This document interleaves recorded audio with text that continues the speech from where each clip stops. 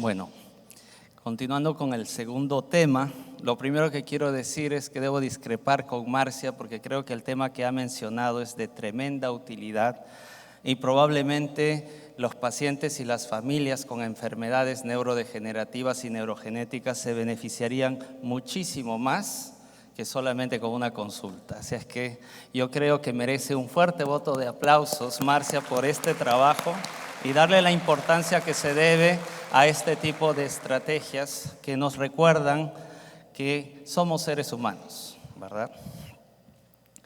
Bueno, pero como dijo, vamos a regresar otra vez a la parte técnica y se me ha pedido conversar con vosotros en los próximos 25 minutos sobre lo que son las coreas hereditarias y cómo las enfrentamos, las clasificamos y cómo nos organizamos en nuestro algoritmo diagnóstico con respecto a estas coreas. Yo quisiera, antes de empezar, recordarles que vengo de una institución tricentenaria, el Instituto Nacional de Neurología o de Neurociencias en nuestro país fue fundado en 1700, cumplimos 323 años para ahora y el servicio de neurogenética tiene ya 28 años, desde 1995. Recuerdo esta historia porque la razón por la que el servicio de neurogenética en Perú existe ahora fue precisamente por una corea, que fue la enfermedad de Huntington. Entonces, ¿a qué le llamamos corea? Debemos empezar por ahí. Es otro trastorno del movimiento que se caracteriza o que etimológicamente viene del término danza. Y como ustedes pueden ver, espero, en estos dos casos, tenemos que son movimientos que son breves, abruptos, irregulares es su característica, no son predecibles y no son estereotipados. Clásicamente, en la semiología clásica, tratábamos de diferenciar la tetosis, que eran movimientos más de los segmentos distales de las extremidades reptantes, de la corea, y el valismo, que eran más proximales, o el valismo, que eran movimientos muchos más amplios. Pero en realidad, si vemos la fisiopatología, forman parte en realidad de un continuum, y es simplemente precisar la severidad, en todo caso, del cuadro coreico. Entonces, a tener en cuenta ese detalle. Desde el punto de vista de la fisiopatología, ¿por qué tenemos un incremento, un síntoma positivo, una exacerbación del movimiento? Hay varias razones, pero finalmente las vías que tienen que ver con las conexiones a nivel de los núcleos de la base van a terminar generando una hiperestimulación de la vía tálamo-cortical y eso es lo que genera finalmente la exacerbación del movimiento, en este caso el movimiento coreico. Un patrón importante a recordar, y yo diría que una de las cosas que debemos de llevarnos de esta presentación es justo prestarle mucha atención a la distribución corporal del movimiento coreico. Como ustedes pueden ver, dependiendo de cómo se encuentre esta distribución, ya podemos estar pensando en posibles etiologías. Cuadros donde claramente hay hemicoreas, evidentemente debemos de pensar en lesiones estructurales, sean vasculares o tumorales. Aquí tenemos un pequeño ejemplo de una hemicorea por una lesión estructural que ustedes están viendo ahí en resonancia magnética.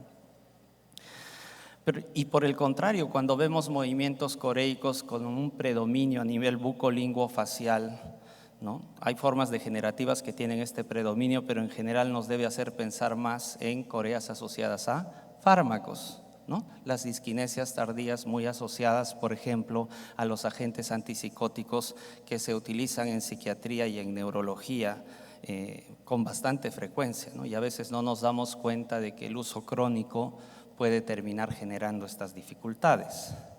Y miren un detalle muy interesante que desde ahora les comento. Una característica en Huntington, además de que es bastante clásico decir que es la causa número 1 de corea generalizada, pero cuando la corea involucra los músculos del rostro, más allá del segmento bucolinguofacial, Huntington es también la primera posibilidad. Entonces, recordemos esos detalles también. Desde el punto de vista del inicio, es importante que organicemos nuestro pensamiento y hagamos un punto de corte. Entonces, tenemos los 16 años más o menos, evidentemente eso es una edad arbitraria, pero si tenemos una Corea de inicio temprano a nivel infantil o a nivel juvenil, probablemente debamos de primero descartar la posibilidad, dependiendo de la epidemiología y todo lo que vamos a conversar, en Corea de Sydenham, que probablemente en el mundo desarrollado sea algo anecdótico, pero en Latinoamérica sigue siendo frecuente. Entonces, sí debemos de recordar Corea de Sydenham. Y en el adulto, evidentemente, la Corea generalizada más frecuente en todas las categorías siempre va a ser enfermedad de Huntington. Aquí tenemos algunos detalles de la Corea de Sydenham y una jovencita que ya hace muchos años en la unidad de movimientos anormales de mi institución fue vista. Recordemos que es una enfermedad de tipo, es una respuesta post-estreptocócica, ¿no es cierto? Es la causa más frecuente de corea generalizada en la infancia. El patrón de evolución que tiene la Corea de Sydenham es muy variable, habitualmente demora semanas o meses, pero recordemos que también puede remitir y recurrir. Entonces es común que personas que hayan tenido Corea de Sydenham, luego en la adultez, por alguna otra condición, por ejemplo un embarazo y demás, pueda haber una reactivación nuevamente de los síntomas coreicos, ¿no? Evidentemente el apoyo diagnóstico tiene que ver con el cultivo o aislar el estreptococo del grupo A o el dosaje de anticuerpos antiestreptolicina y anti-DNase. Entonces, no olvidar Sydenham. Otro mensaje que me gustaría que nos quede es que ya sea que tengamos una historia familiar como en el primer heredograma con varias personas afectadas, yo veo a una persona de edad media, 30 años, está empezando un cuadro coreico y le pregunto, ¿alguien más de su familia tiene esto? Y tenemos todos esos miembros de la familia afectados, creo que ninguno de nosotros diría algo distinto a Huntington como primera opción. Pero el mensaje es que, aunque no tengamos ese antecedente familiar, igual lo primero que debemos de pensar es Huntington. Hay muchas razones por las cuales podemos tener una persona con Huntington sin antecedente familiar, empezando por el hecho de la edad a la que, por ejemplo, fallecieron los padres. Si los padres fallecieron por alguna otra circunstancia a edades más jóvenes, probablemente no tuvieron tiempo de expresar la enfermedad. Y me temo que aquí tenemos un estudio desde el punto de vista genético muy curioso que les comparto, que dice el tema de falsa paternidad. En familias muy numerosas, cada vez que nosotros somos del tercer hijo en adelante, la posibilidad de que no sea nuestro papá quien dice es bastante mayor. Así es que tengamos en cuenta eso, por favor, porque en realidad de lo único que estamos siempre seguros es de quién es nuestra mamá, pero probablemente de quién es nuestro papá, eso está un poco difícil a veces. Y el porcentaje llega hasta por encima del 20% de falsa paternidad, imagínense, es bastante grande. Entonces hay muchas razones por las cuales podemos tener ausencia de historia familiar en Huntington. No olviden eso, por favor, porque una de las razones por las que no se sospecha Huntington es eso, no tenía historia familiar. En cuanto a la etiología, ya hemos visto que lo primero que hay que descartar es Huntington, evidentemente. Entonces, el problema va a venir que yo le hago el estudio correspondiente, que es un estudio de repeticiones, y luego sale negativo el estudio. Entonces, ahora, ¿qué es? De eso es lo que vamos a conversar en este momento. Entonces, no olvidemos que en cuanto a las coreas tenemos, al igual que conversábamos con las ataxias, causas infecciosas, autoinmunes, vasculares, farmacológicas y también tóxico-metabólicas. Entonces es importante recordar todos estos detalles. Pero vamos a hablar, porque el tema era solamente hablar de las coreas hereditarias. Y entonces, ¿cuáles son las coreas hereditarias? Que si yo excluyo Huntington del algoritmo, ¿qué me va a quedar? Entonces, las otras coreas hereditarias las podemos clasificar de acuerdo a su patrón de herencia en las formas dominantes de coreas hereditarias, las recesivas, las asociadas al cromosoma X, y también hay formas mitocondriales. Como ustedes pueden ver, Huntington-like 2 es un absoluto imitador casi perfecto de la enfermedad de Huntington, y hay que considerarlo a la cabeza. Algunas ataxias espinocerebelosas dominantes, de las que conversamos en la charla anterior, también pueden dar corea, así como la ataxia o la atrofia dentro rubro pálido-luisiana. En el territorios europeos y nórdicos, la frecuencia de esta expansión del C9 o RF72, según los autores ingleses, mencionan que es la causa genética más frecuente de corea generalizada después del Huntington. Entonces hay que tener en cuenta eso en cuanto a las formas dominantes. En cuanto a las formas recesivas, corea acantocitosis es algo en lo cual tenemos que tener en cuenta, y ahora vamos a dar algunos tips para sospecharla.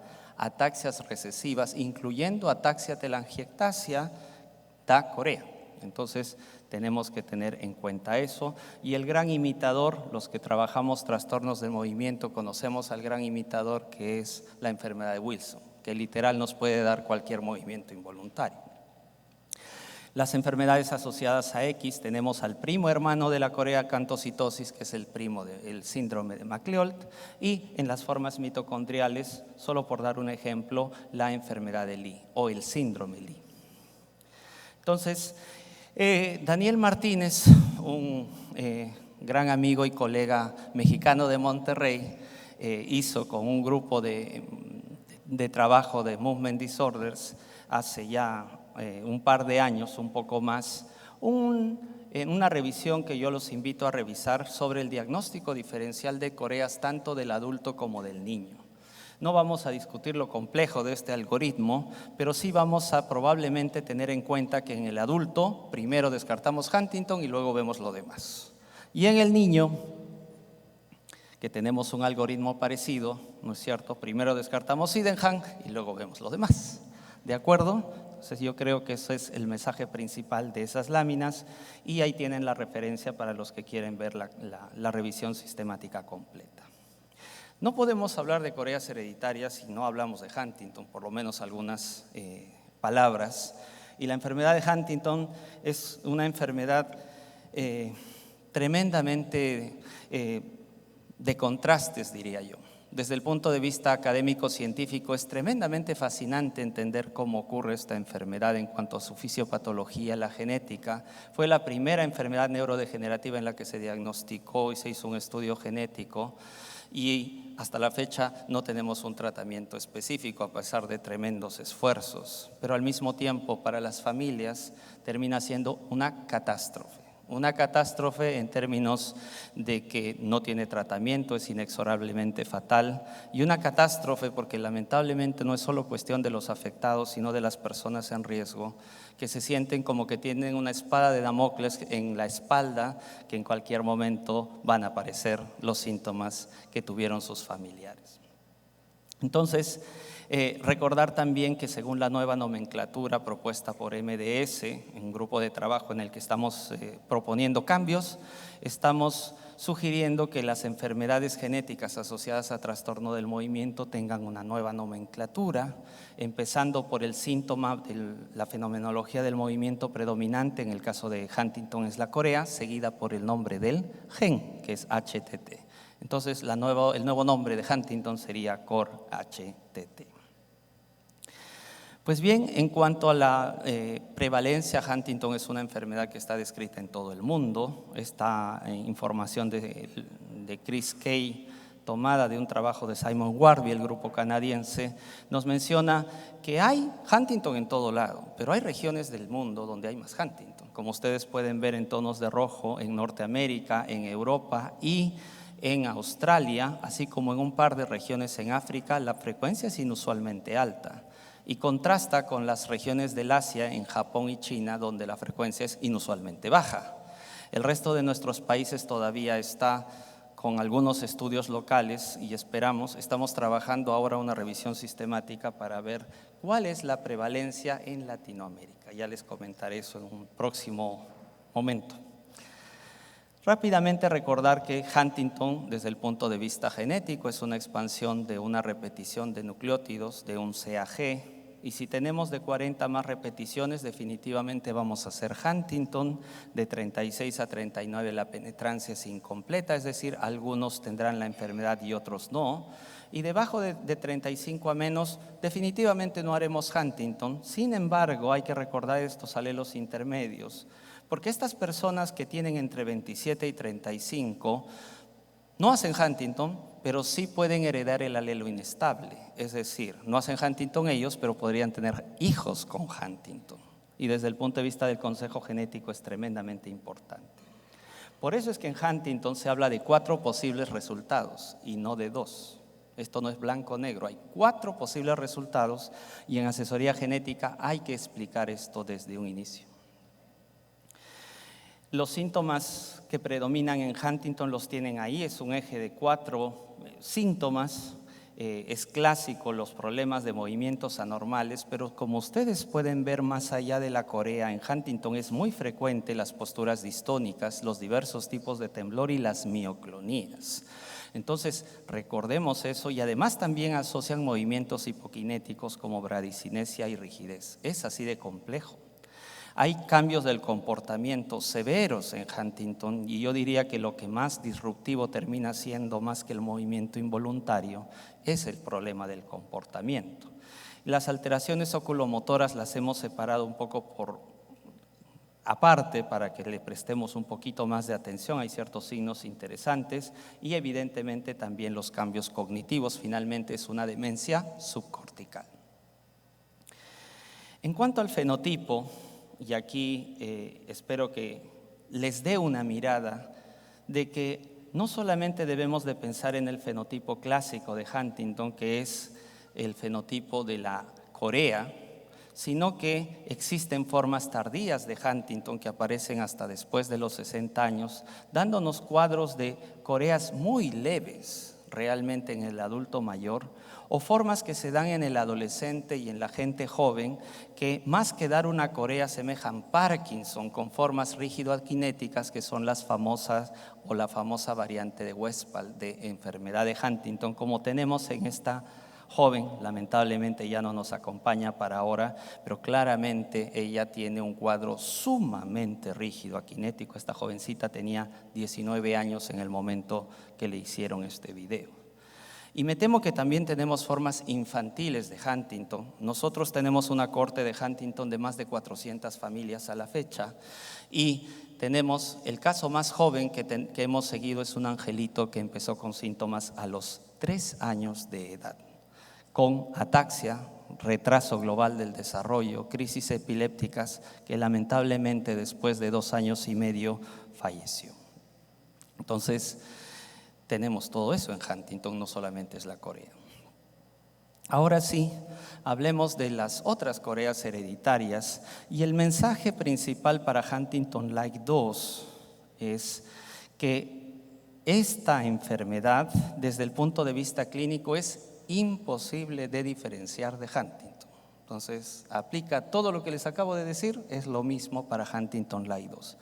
¿Cómo la podríamos sospechar? En que solamente está descrita en personas con ascendencia afroamericana o africana.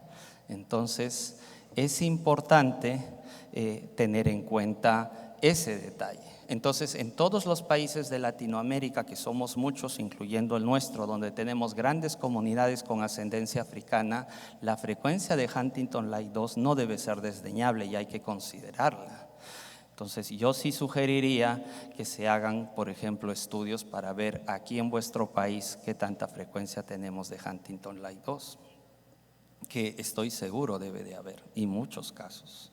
Entonces, al momento solamente hay casos descritos en Brasil, México, Colombia, Venezuela. Los casos de Perú aún no los hemos publicado, pero espero que pronto estén también en la literatura.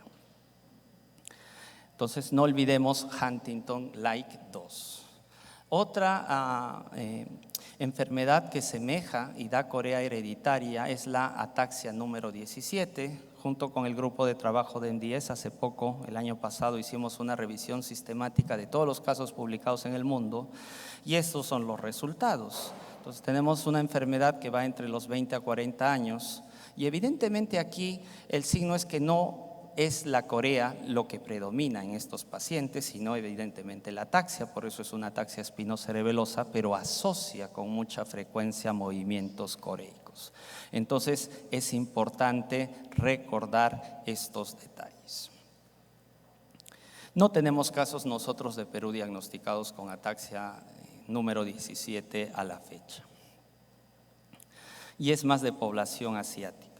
En el caso de las otras ataxias dominantes, la atrofia dentrorrubro pálido-luysiana es característicamente la que más da corea, además de la ataxia, pero su origen también está muy concentrado a descendientes japoneses. Entonces es importante tener en cuenta ese detalle, además que también asocia crisis epilépticas. No olvidemos eso, y a nivel de resonancia magnética, no en todos los casos, pero sí podemos ver cambios de señal a nivel de núcleos de la base. La ataxia número 2, que sí es un poco más frecuente en Latinoamérica, más que, sobre todo descrita en Cuba, en la región de Holguín y en varias regiones de Brasil, es una ataxia que también puede dar cuadro coreico, aunque lo que la caracteriza, y ese es el red flag para pensar en SCA2, es la lentitud de los movimientos sacádicos, es una lentitud extrema. Entonces, cada vez que veamos un paciente con ese patrón, hay que pensar en SCA2. Machado-Joseph es una enfermedad pero tan frecuente, o mejor dicho, tan estudiada y descrita en el mundo, que hay absolutamente todos los fenotipos posibles con Machado-Joseph, y por supuesto también hay fenotipos con corea. La ataxia 7 anecdóticamente también ha sido descrita en alguna familia en el Brasil que asocia corea como parte de su sintomatología, y recordemos que ataxia 7 se sospecha cuando coexiste con la retinopatía pigmentaria. Y este es el tema de la expansión de C9 o RF72. Para los que no están familiarizados con esta variante, está sobre todo asociada a ELA y a los casos familiares de ELA y demencia frontotemporal. De hecho, fue descrita en ese contexto de pacientes. Inicialmente es una enfermedad autosómica dominante. La variante es una hexanucleótido, pero cuando se empezaron a estudiar estos casos, en particular en países nórdicos, se encontraron en la corte de países en Reino Unido, por ejemplo, que los casos de corea hereditaria, excluyendo Huntington, el más frecuente era esta variante.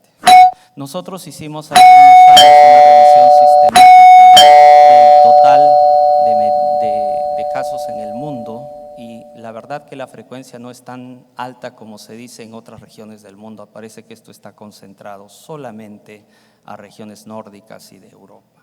Creo que ya estamos con el tiempo, así es que vamos a darle un poco más el acelerador. Hay otras formas dominantes como la corea por este gen EDCY5, Y5, que son formas tremendamente de movimientos muy complejos que asocian mioclonías faciales, hipotonías, disquinesias, que también hay que considerar. ¿De acuerdo? Lo importante en la disquinesia de ADCY5 es justamente el hecho de que hay una historia de retraso de hitos del desarrollo y espasticidad si queremos sospechar este tipo de cuadros.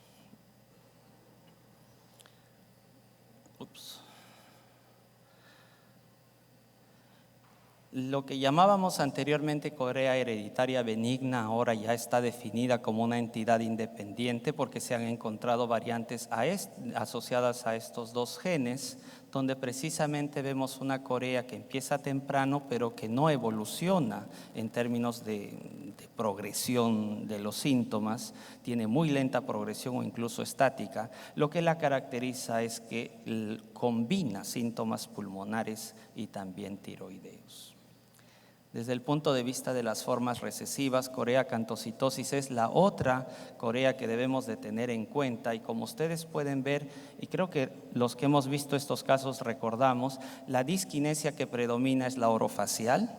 Esa es una característica y es bastante frecuente en este caso que haya fenómenos de automutilación por los movimientos involuntarios repetitivos que tienen a este nivel estos pacientes. Creo que tenemos aquí un caso de coreacantocitosis. Miren cómo empezó esta dama, muy poquita corea, casi nada, y luego tenemos este tipo de patrón de movimiento con la evolución, ¿no? Recordar también el valor de CPK elevado en estos casos es importante, y evidentemente los acantocitos en sangre periférica, que son los que nos hacen sospechar. Sobre los acantocitos, debo de decir que también hay que tener mucho cuidado con el laboratorio, porque a veces no es tan fácil decir que sí y decir que no, y depende mucho de qué tan fresca sea la muestra, literalmente. Entonces, si ustedes quieren pedir acantocitos, de verdad, o ustedes mismos o sus residentes deben de ir al laboratorio con el frotis y que hagan todo en el momento. Ahí con certeza podemos tener este valor que sea útil. Algunos de nuestros pacientes con ataxia telangiectasia que tenemos aquí, una nuestra y otra de una publicación que hicimos para Latinoamérica, donde se ven que más allá del cuadro atáxico que tienen estos pacientes, también asocian el tema de la corea. En ataxia telangiectasia, si me permiten un consejo, es tremendamente importante el consejo genético, ya que tanto estos pacientes como los familiares en primer grado tienen alto riesgo de malignidad. Necesitan de todas maneras una consejería y asesoramiento genético sobre el riesgo de neoplasias. Y no nos olvidemos que no es solo el paciente. Para empezar, todos los hermanos, todos los padres, ¿ya? Ataxia con apraxia oculomotora, recientemente hemos diagnosticado, ya tenemos casos de ambos grupos. Son relativamente parecidos. La presencia de apraxia oculomotora otra vez es la característica, pero no está frecuente o no está presente en todos los casos. Entonces, es otra de las enfermedades cuya denominación probablemente tenga que cambiar, porque uno piensa que debe encontrar apraxia oculomotora en estos casos y no siempre está presente. Ya en la sección otras coreas recesivas, hasta Friedrich, hay casos anecdóticos descritos con corea, igual que enfermedad de Wilson o la enfermedad de Charlevoix-Saguenay, enfermedad de Arsax, así como Niemann-Pick tipo C, así es que hay que tener en cuenta que eso también es posible. El primo hermano de la ataxia de la coreacantocitosis. Coreacantocitosis es una forma recesiva. Magliolt, que también da acantocitosis, es una forma ligada a X. Nuevamente recordar que aquí se elevan las transaminasas y el CPK. Hay casos descritos en Chile, Brasil y también en nuestro país. Y el síndrome de Lee, que es una enfermedad mitocondrial, hay muchas genes, tanto nucleares como mitocondriales, que generan este problema. En realidad lo característico es que es una enfermedad muy compleja. Entonces una persona con Lee, la verdad que la ataxia creo que, o la corea, va a ser lo menos importante, porque hay un trastorno ya global con muchas áreas comprometidas, incluyendo funciones superiores y demás, posturas anormales y demás. Es un complejo mixto de movimientos anormales. Y finalmente, recordarles como mensaje final que no olvidemos que Huntington sigue siendo lo primero en que debemos de pensar. No importa si tenemos o no tenemos historia familiar. En el caso de las formas de corea dominante, recordar Huntington Light 2, sobre todo con su asociación con la ancestría africana. Ataxias, la expansión de C9, ORF72, ADCY5 y los genes asociados a corea benigna. Para las formas recesivas, recordar sobre todo coreacantocitosis y las ataxias con apraxia oculomotora. Para el síndrome de Magliol, por supuesto, está en el territorio del ligado a X. Y en el plan de trabajo, pues, además de determinar la fenomenología, ver la edad de inicio, la historia familiar, algunos signos guía, no olvidemos los exámenes de laboratorio. Si hay algo que nos ayuda sobre todo es el dosaje de alfa-fetoproteína. En ataxia telangiectasia es bastante útil, se incrementan estos valores. CPK ya hemos visto que en corea cantocitosis y en MacLeod es importante, así como las enzimas hepáticas. Muchas gracias por vuestra atención.